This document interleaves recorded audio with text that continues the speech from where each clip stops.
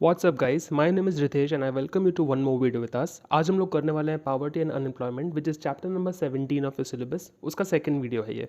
अगर आपने first part नहीं देखा है तो आपको आई बटन में या फिर डिस्क्रिप्शन में आपको उसका लिंक मिल जाएगा। Please watch that video first and then come to this particular chapter और this particular lesson. Now when we talk about the agenda for the session, आज हम लोग पढ़ने वाले हैं पॉवर्टी इन इंडिया के बारे में कि इंडिया के अंदर पॉवर्टी जो है ये किस तरीके से मेजर की जाती है। हम लोगों ने लास्ट क्लास में देखा था कि पॉवर्टी जो है वो रिलेटिव टर्म्स में और एब्सोल्यूट टर्म्स में मेजर की जाती है। तो हम लोग इंडिया में पॉवर्टी किस तरीके से मेजर होती है उसके बारे में बात करेंगे, कितना पॉवर्टी है हमारे देश में उसके बारे में बात करेंगे। Then we will look at poverty. ये जो प्रॉब्लम है सिर्फ इंडिया की प्रॉब्लम नहीं है, ये ग्लोबल प्रॉब्लम है। तो ग्लोबल लेवल के ऊपर किस तरीके से पॉवर्टी को स्टडी किया जाता है, कंपेयर किया जाता है, उसके बारे में जानेंगे। We will look at the interstate disparity कि भाई इंडिया में जो पॉवर्टी है ये ओवरऑल लेवल पे तो है, बट रूरल एरियाज़ में, अर्बन एरियाज़ में यहाँ पे किस तरीके से पॉवर्टी डिफरेंट है, एज वेल एज कौन से स्टेट्स अच्छे हैं, कौन से स्टेट्स बुरे हैं, उसके बारे में हम थोड़ा देखेंगे। Then we will look at हमारी जो पॉवर्टी की प्रॉब्लम है उसके पीछे के रीजंस क्या है। We will understand the reasons for poverty that exist in our country. Right, without wasting any time let's move on straight away to poverty in India. अगर हम इंडिया में पॉवर्टी लाइन के बारे में बात करें, जो बिलो, हम लोग बोलते हैं कि ये लोग बिलो पॉवर्टी लाइन है, ये इस तरीके के कंडीशंस एक्सपीरियंस कर रहे हैं, बट ये पॉवर्टी लाइन है क्या, इसको एस्टिमेट कैसे किया जाता है। तो हमारे कंट्री में हम लोगों ने एक एब्सोल्यूट मेजर डिफाइन किया है जो प्लानिंग कमीशन ने डिसाइड किया कि भाई इतना लेवल ऑफ इनकम अगर आपका है ना तो आप इतना लेवल का खर्चा कर पाओगे, और इतना लेवल का खर्चा बेयर मिनिमम है आपके सर्वाइवल के लिए। राइट, सो ये जो एक्सपेंडिचर है, इस एक्सपेंडिचर को करने के लिए आपको कितना इनकम कमाना पड़ेगा वो यहाँ पे बताया गया है। राइट, तो अगर हम इसको इंडिविजुअल लेवल पे स्टडी करें, पर पर्सन लेवल पे स्टडी करें, तो यहाँ पे per capita income to enable certain level of expenditure rural और अर्बन एरियाज़ में दोनों तरीके से अलग अलग डिफाइन किया गया है। राइट, अगर हम लोग रूरल एरियाज़ की बात करें तो यहाँ पे 816 रुपये पर पर्सन पर मंथ बोला है, और अर्बन एरियाज़ में 1000 रुपये पर पर्सन पर मंथ। अब हम सबको ये तो पता ही है कि जो अर्बन एरियाज़ होते हैं वहाँ पे महंगाई थोड़ी ज़्यादा होती है। एज ए रिजल्ट आपको जो डिफरेंस दिख रहा है 816 और 1000 के बीच में, 1000 ज़्यादा इस वजह से रखा गया है बिकॉज अर्बन एरियाज़ के अंदर प्राइजेस जो हैं वो रिलेटिवली थोड़े ज़्यादा एक्सपेंसिव होते हैं, whereas rural areas are not so expensive and so there is a lower standard which has been specified over there. अब ये चीज़ आपको ध्यान रखनी है when we talk about the rural areas and urban areas, this per capita income is per person per month. ठीक है, ये फंड आपको समझ में आना चाहिए। अब प्लानिंग कमीशन ने हमको एक और मेथड रेकमेंड किया है which talks about family budget method of expenditure. अब होता ये है कि हर एक इंसान कुछ कुछ खर्चे कलेक्टिवली करता है एट फैमिली लेवल। जैसे आज अगर आप नमक खरीद रहे हो तो आप पूरे फैमिली के लिए एक साथ नमक खरीदते हो। आज अगर आप फूड ग्रेन्स खरीद रहे हो तो फैमिली के लिए एक साथ खरीदते हो। तो हर एक इंसान के ऊपर कितना खर्चा हुआ उसको बताने से अच्छा why don't you estimate the minimum expenditure that is made पर फैमिली। तो अगर एक्सपेंडिचर पर फैमिली को हम लोग कंसिडर कर रहे हैं तो हमें इनकम भी फैमिली बजट के हिसाब से निकालनी पड़ेगी। Right? Now the planning commission has recommended that we should consider that every family on an average has got 5 members. तो अगर हम लोग ये पर कैपिटा वाले इनकम को मल्टीप्लाइड बाय 5 कर देंगे, राइट, तो जो 816 रुपये है अगर उसको इंटू 5 कर दो तो आपका आंसर क्या आएगा, 4080 आएगा। तो वही फैमिली बजट मेथड के अंदर रूरल एरियाज़ में बोला गया है कि 4080 rupees per month for a family of 5 members अगर आप मिनिमम कमा रहे हो तो आप गरीब नहीं हो। अगर आपका इनकम 4080 से कम है पर मंथ तो आप बिलो पॉवर्टी लाइन में क्लासीफाई हो जाओगे। ठीक है, जबकि यही चीज़ फॉर अर्बन एरियाज, बिकॉज वहाँ पे पर कैपिटा वाज 1000 इंटू 5 कर दोगे तो 5000 हो जाएगा। तो आपका फैमिली बजट मेथड के हिसाब से minimum expenditure to stay outside of poverty, अगर आपको पुअर में क्लासीफाई नहीं होना है तो आपका minimum 5000 rupees per month for a family of 5 कमाना ज़रूरी है। राइट, अब इन्होंने ये बोला है, मैंने यहाँ पे हाईलाइट भी किया है कि ये जो एग्रीगेट्स हैं 4080 और 5000, this amounts for the minimum income that every family must earn to support basic expenditure. कम से कम गुजारा करने लायक खर्चा करने के लिए at the lowest market price अगर आपको इनकम कमानी है तो इतनी इनकम आपको कमानी पड़ेगी। राइट, तो ये तो हमने बता दिया कि भाई इंडिया में एब्सोल्यूट मेजर कितना है, कि पॉवर्टी के लिए थ्रेशोल्ड लिमिट क्या है, अगर इससे नीचे है तो पुअर, इसके ऊपर है तो नॉन पुअर। ये क्लासिफिकेशन तो समझ में आता है। अब ये स्टैंडर्ड्स के हिसाब से इंडिया में गरीब कितने हैं उसके बारे में देखते हैं। तो हमें 2 साल के फिगर्स दिए हैं. We have been given the figures of 2009-10 and 11-12. If you talk about 2009-10 तो यहाँ पे आपको नंबर भी दिया हुआ है एंड परसेंटेज टर्म्स में भी बताया गया है. तो 2009-10 में 35.47 crore people were classified as people who are poor and this accounted for 29.8% of our total population. तो अप्रॉक्सीमेटली 30% के आसपास लोग जो है हमारे कंट्री में पुअर थे. अब यही चीज़ बाय 11 एंड 12 मतलब 9-10, 10-11, 11-12 2 साल के गैप में ये नंबर ड्रास्टिकली रिड्यूस हुआ है, राइट. रिड्यूस हुआ है from 34.47 it has drop down to 26.93 crore and ये जो परसेंटेज निकालने जाए दैट अमाउंट्स फॉर 21.92%, अप्रॉक्स 22%. तो 8% की गिरावट हम लोगों ने एक्सपीरियंस की है, which is a good thing. मतलब हमने जो ये 3 साल में इम्प्रूवमेंट किया है अच्छी बात है. बट फिर भी अगर हम 21.9% संख्या को अभी भी पुअर मानते हैं तो ये हमारे कंट्री के लिए बहुत ही गलत बात है, गलत चीज़ है. ऐसा होना नहीं चाहिए. This figure, this number 26.93 crore people being poor, it is still a very high number, right. ये नंबर को हमें और भी कम करने की ज़रूरत है. If you look at the next slide, now we going to look at the global levels of poverty. जब हम लोग ग्लोबल पॉवर्टी की बात करते हैं ना तो यहाँ पे हमें एक ऐसा स्टैंडर्ड देखना पड़ेगा जो यूनिवर्सल लेवल पे एक्सेप्टेड हो. और यूनिवर्सल लेवल पे एक्सेप्ट होने के लिए किसी एक ऐसी एजेंसी को इसके बारे में बताना पड़ेगा जो जिसको सब मानते हो. तो यहाँ पे वर्ल्ड बैंक पिक्चर प्ले करता है. It plays an important role in determining what is the per capita income per person per day. ठीक है, ये जो आपको ध्यान रखना है, ये जो $1 1.9 दिया हुआ है ये पर पर्सन पर डे का रेट है. तो अगर पर capita income per person per day $1.9 से कम है तो आप पुअर कंट्री में क्लासीफाई हो जाओगे. और अगर आपका $1.9 से ज़्यादा है पर पर्सन तो आप नॉन पुअर कैटेगरी में आ जाओगे, राइट. अब एज पर दीज फिगर्स अगर वर्ल्ड बैंक का क्लासिफिकेशन के हिसाब से हम चलें तो 2010 में इंडिया की आबादी पूरी थी 121 करोड़, जिसमें से as per this standard of $1 1.9 हमारा population 45.6 crore people were poor in our country, right. That accounts for 32.7%. अब आप देख रहे हो कि यहाँ पे इन्होंने जो स्टैंडर्ड यूज़ किया है ऑफ $1.9, ये थ्रेशोल्ड लिमिट ज़्यादा है. अगर इसको $1.9 का थोड़ा राउंडिंग ऑफ करते, let's do some basic maths. $2 consider करो, एक दिन में 30 डेज कंसिडर करो, तो $2 into 30 days accounts for how much, $60. और अगर $1 को हम लोग 50 रुपये पर डॉलर से भी मल्टीप्लाई करते हैं तो भी 3,000 रुपये हो गए. 3,000 पर पर्सन पर मंथ, जबकि इंडिया क्या कंसिडर करता है 1,000 रुपीज़. मतलब हम अभी भी कितना लोअर लेवल दिखाना चाहते हैं, आप समझ रहे हो. अगर हम लोगों ने हमारा प्लानिंग कमीशन वाला सिस्टम यूज़ किया तो हमारी पॉवर्टी पॉपुलेशन परसेंटेज आ रही थी 21.92%. मतलब हमारे गिनती के हिसाब से ऑलमोस्ट 22% लोग पुअर है. बट अगर वर्ल्ड बैंक का हिसाब लगाएं तो भाई 12% से भी ज़्यादा का गैप है.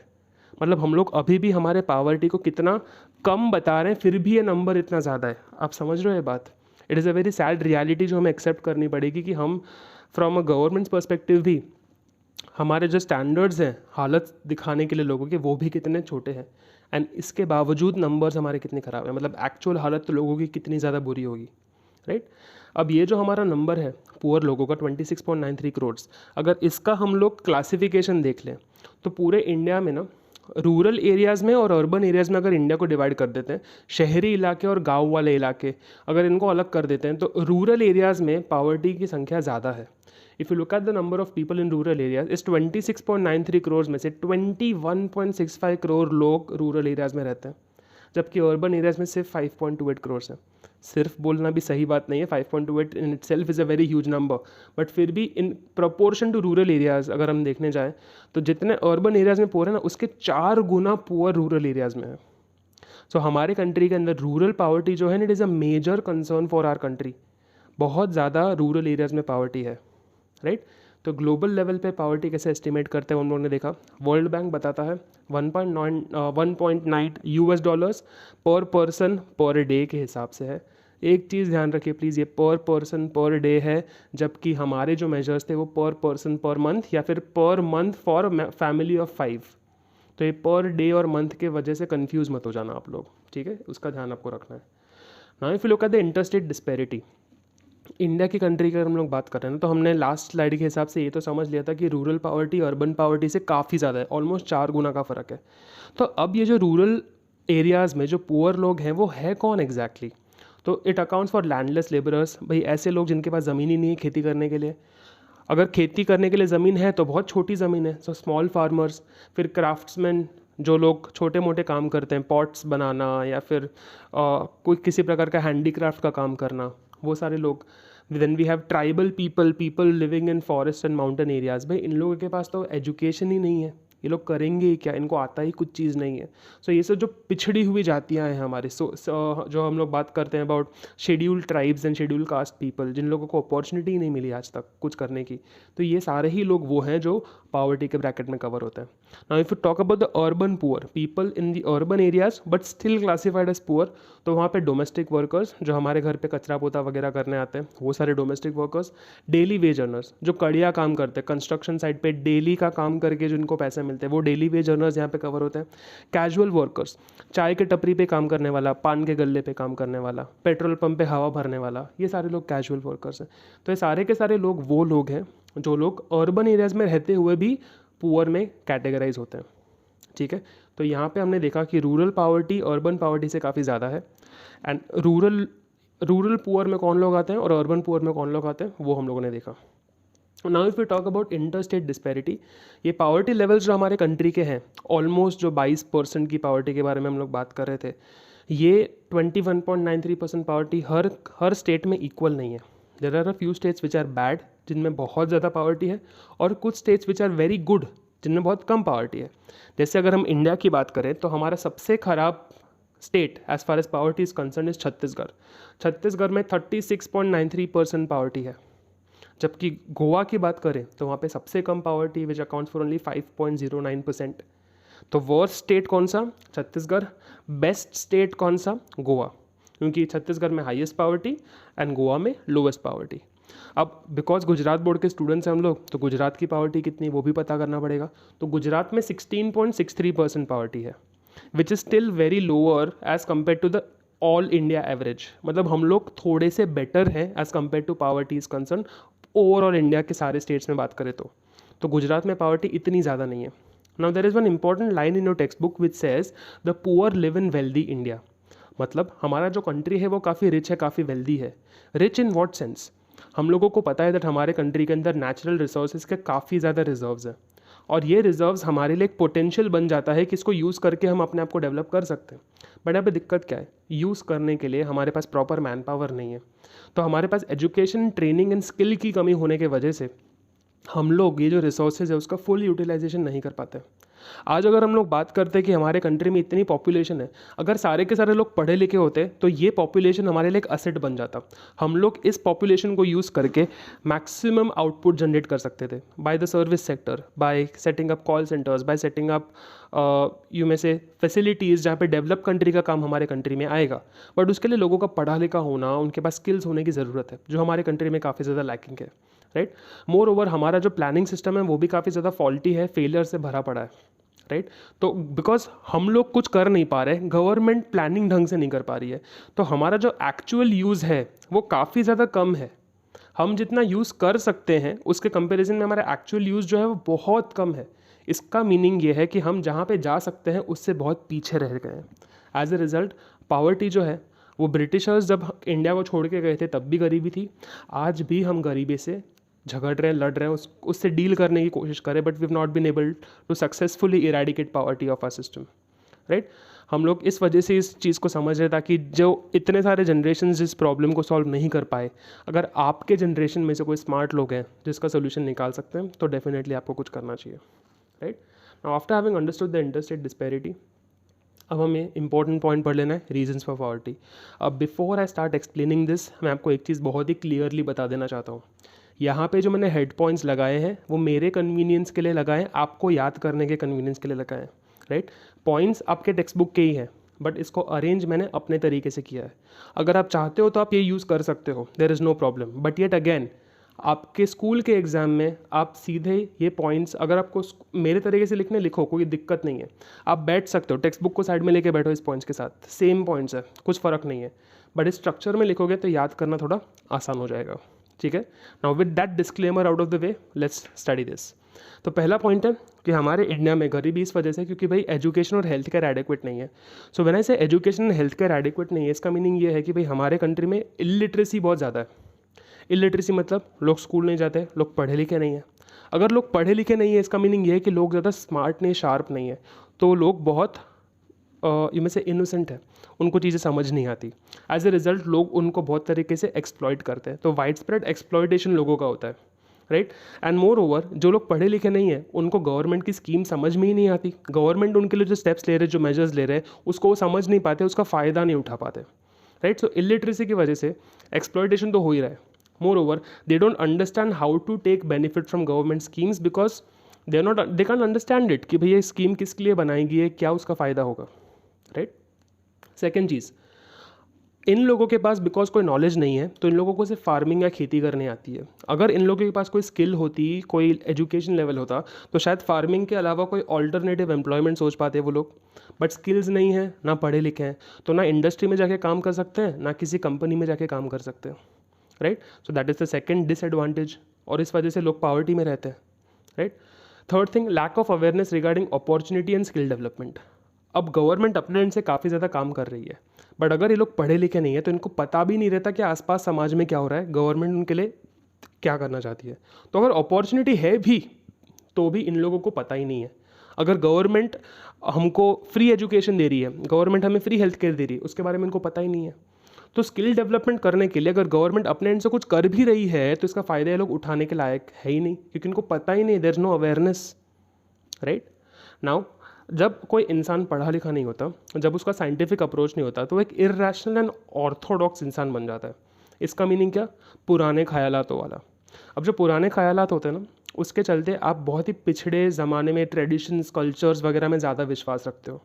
अब हमारे कंट्री की अगर मैं बात करूँ ना, तो हमारे कंट्री में शादी ये एक बहुत इंपॉर्टेंट फैक्टर है। लोग अपनी पूरी ज़िंदगी की कमाई उड़ा देते हैं शादी के ऊपर, बट टेक्निकली देखने जाए तो शादी का एक खर्चा एक अनप्रोडक्टिव एक्सपेंडिचर है, क्योंकि आप बस लोगों को बुला रहे हो, लोगों को खाना खिला रहे हो, उससे आपका फ़ायदा कुछ हो नहीं रहा है। बट गाँव में अभी भी because they believe in this में से ऑर्थोडॉक्स मेंटालिटी, उनके ट्रेडिशन एंड कल्चर के हिसाब से शादी एक पवित्र चीज़ मानी जाती है। इस वजह से अगर उनके पास पैसे नहीं भी हैं तो भी वो उधारी लेंगे, लोन लेंगे, बट बहुत ही शोर शराबे के साथ अच्छे तरीके से शादी करवाएंगे। अब एक अनप्रोडक्टिव एक्सपेंस के लिए आप लोन ले रहे हो, आपके पास ऑलरेडी पैसे नहीं है, आप कितने और गरीबी में चले जाओगे, क्योंकि ये लोन जो आपको मिलेगा वो सस्ते रेट पे मिलने वाला है नहीं, राइट। और अगर आपने बिज़नेस के लिए लोन लिया हो तो शायद बिज़नेस में से कुछ पैसा कमा के भी मिलता तो आप लोन चुका पाते। अब शादी के लिए जो आपने लोन लिया, ये तो अनप्रोडक्टिव पर्पज़ हो गया, इसमें से पैसे जनरेट तो होने वाले हैं नहीं, तो लोन का आपके ऊपर एक बर्डन क्रिएट हो गया, आपकी इनकम के ऊपर एक स्ट्रेस, एक प्रेशर क्रिएट हो गया, which leads you to further poverty, right. अब नेक्स्ट पॉइंट देखते हैं। जब हम हेल्थ केयर की बात करें तो भाई हमारे कंट्री के अंदर फूड ही अवेलेबल नहीं है। फूड अवेलेबल नहीं है तो आप पुअर कैटेगरी में आ जाओगे। If you don't have 2 square meals a day तो आप you lack access to proper food. तो because you don't have proper food, because you don't have proper nutritious food, आप मैल न्यूट्रिशन रहते हो, आपके चांसेस ऑफ डिजीज़ जो है वो भी ज़्यादा रहते हैं। एंड एज ए रिजल्ट क्या हो जाएगा, जब आप बीमार पड़ोगे तो हेल्थ केयर के ऊपर खर्चा बढ़ जाने वाला है। इनकम बढ़ने के ठिकाने तो है नहीं, बट खर्चा जो है हमारा बढ़े जा रहा है, तो बाय डिफ़ॉल्ट आप पॉवर्टी में ही रहोगे, उस प्रॉब्लम से बाहर ही नहीं निकल पाओगे। तो ये सारे फैक्टर्स हो गए with respect to lack of education and health care. अब सेकंड कैटेगरी जो मैंने ग्रुप बनाया है वो है problems of the agriculture sector. अब एग्रीकल्चर सेक्टर एक ऐसा सेक्टर है जहाँ पे मैक्सिमम लोग हमारे कंट्री के इन्वॉल्व रहते हैं। Majority of our population, specifically rural areas की मैं बात करूँ जहाँ पे पॉवर्टी भी ज़्यादा है, ज़्यादातर लोग पॉवर्टी एग्रीकल्चर सेक्टर में एम्प्लॉयड रहते हैं। अब एग्रीकल्चर सेक्टर में दिक्कत ये है दैट हमारे कंट्री में इनसफिशिएंट इरीगेशन फैसिलिटी है। इरीगेशन मतलब क्या, पानी की व्यवस्था। जहाँ पे पानी ढंग का नहीं है वहाँ पे एग्रीकल्चर हो नहीं सकता, बिकॉज पानी के बिना क्रॉपिंग करना पॉसिबल नहीं है।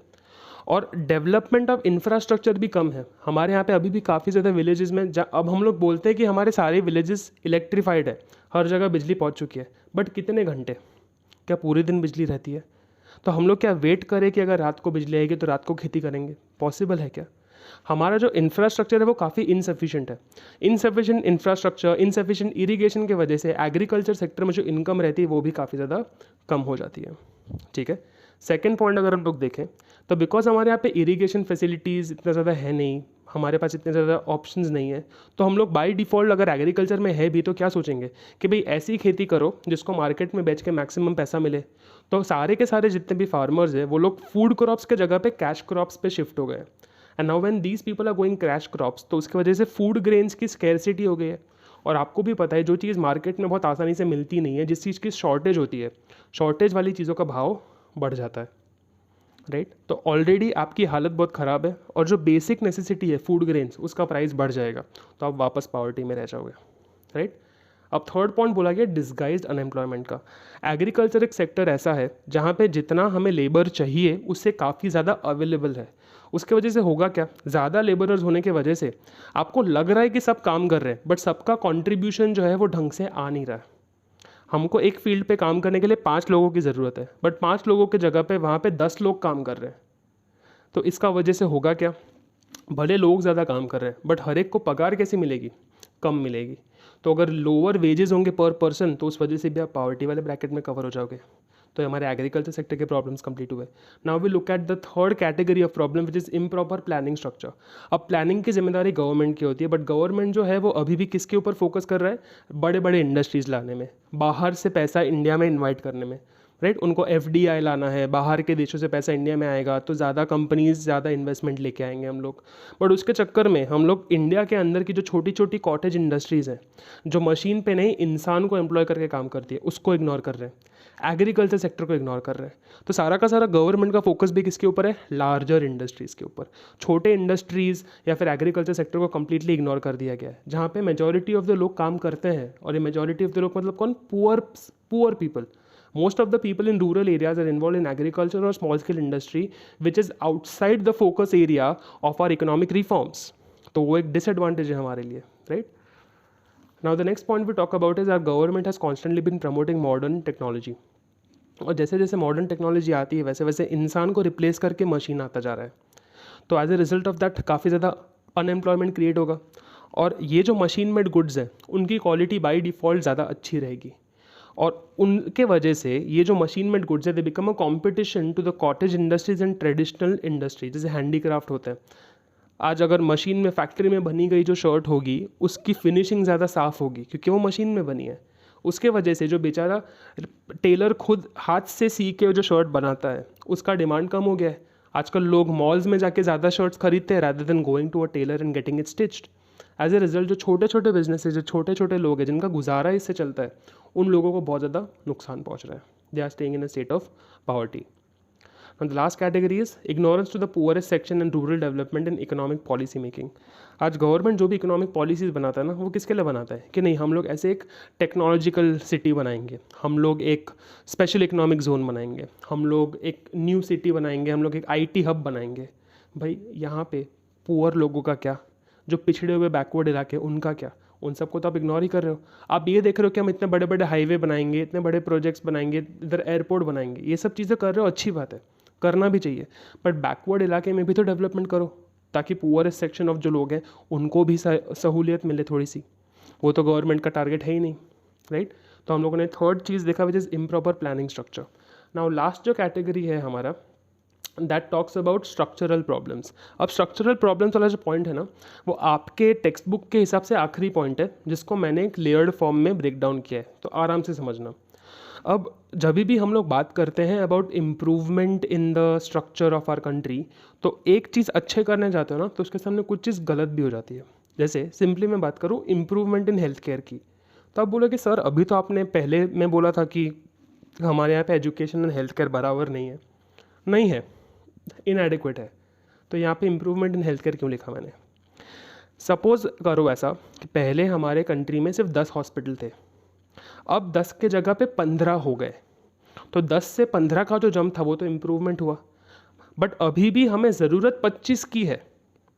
तो 15 से 25 में जो 10 का गैप है ना वो अभी भी प्रॉब्लम है, तो वो पहला वाला पॉइंट हो गया हमारा। बट जो 10 से 15 हुआ वो भी तो एक इम्प्रूवमेंट है, राइट।